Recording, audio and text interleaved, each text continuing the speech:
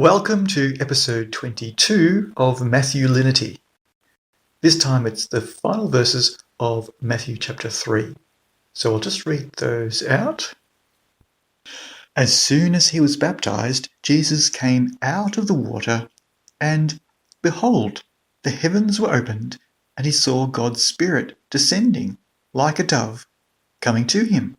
And behold, a voice from the heavens saying, "This is my Son, the Beloved, in whom I am well pleased." I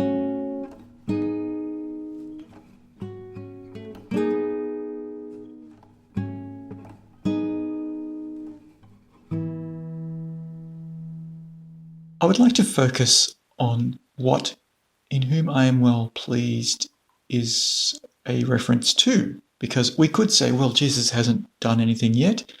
This is pre-ministry. Jesus hasn't begun his ministry, so God is already pleased without Jesus having to do anything. We could read it that way, and we could perhaps get some really good theology out of that interpretation.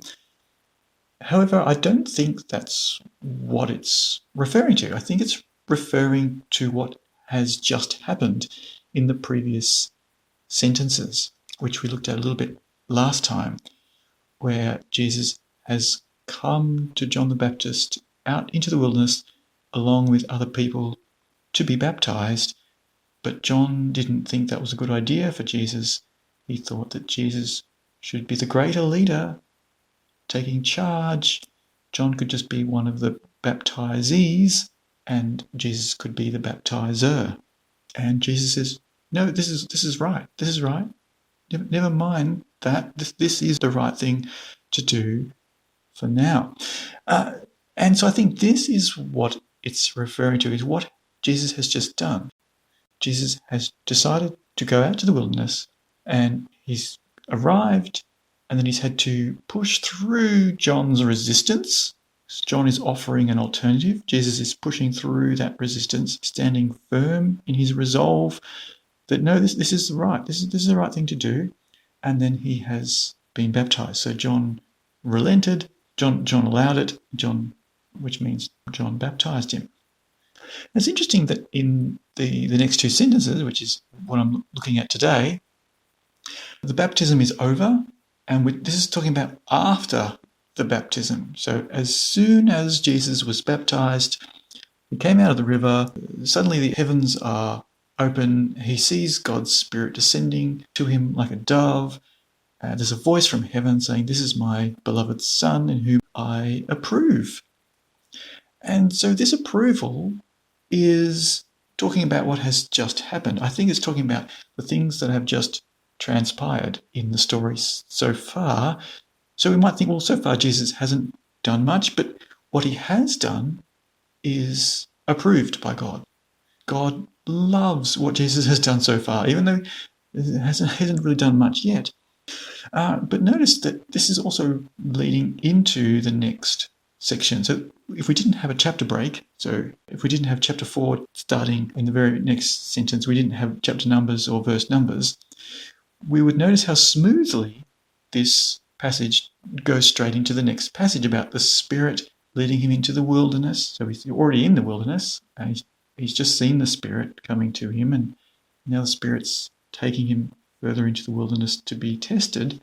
So this is quite a smooth transition from chapter 3 to chapter 4, because we've got the same kind of location, we've got the Spirit, and we've got Jesus already having pushed through a temptation. So John was not deliberately trying to put Jesus to the test by saying, no, you should be the baptizer, I should be baptized by you, why are you coming to me for baptism? Like, that wasn't a deliberate test. That John the Baptist is not deliberately trying to test him.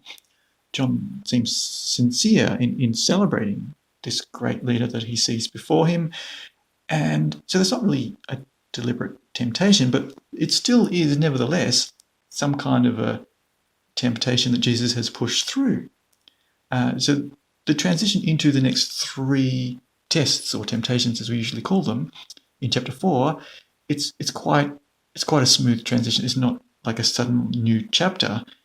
And notice the combination between the two things that God is pleased with.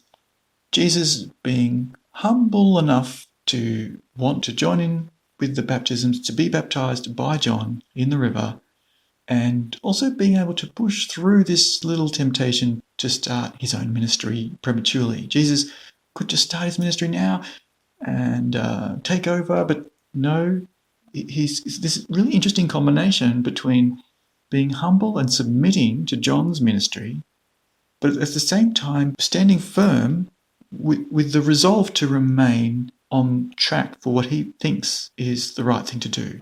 For Jesus to believe in his own ministry enough not to hurry it forward prematurely, but just to be patient, not wanting to become greater than John the Baptist and just start prematurely, but instead being patient and not needing to interfere, believing that it's not yet time. So I find this combination really interesting.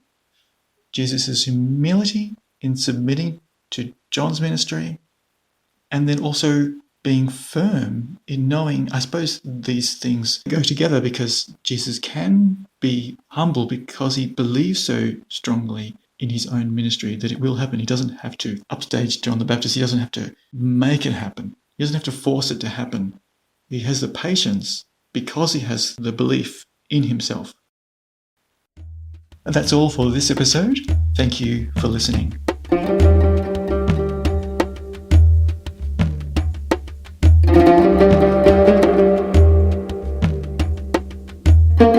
you.